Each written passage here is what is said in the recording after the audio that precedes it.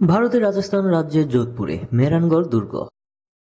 শুনলে অবাক হবেন, এই দুর্গটা দাঁড়িয়ে আছে প্রায় 600 বছর ধরে। 1459 সালে রাও যোধা নামের এক রাজা এই দুর্গ তৈরি করেন।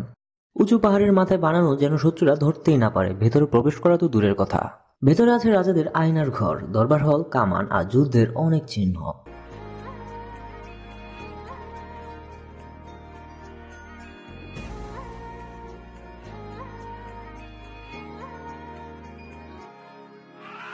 এই দুর্গের প্রতিটি ইটে ইটে লুকিয়ে আছে 600 বছরের ইতিহাস। এত উঁচু এই দুর্গ যে এর উপরে উঠলে পুরো যোধপুর শহরটাই দেখা যায়। সেখান থেকে যেদিকেই চোখ ঘুরাবেন সব ঘরবাড়ি নীল রঙের দেখা যায়। তাই শহরটার নামই হয়ে গেছে নীল শহর। 600 বছর পুরানো এই দুর্গে এখনো পূজা হয় আর চলে রাজস্থানী গান বাজনা উৎসব।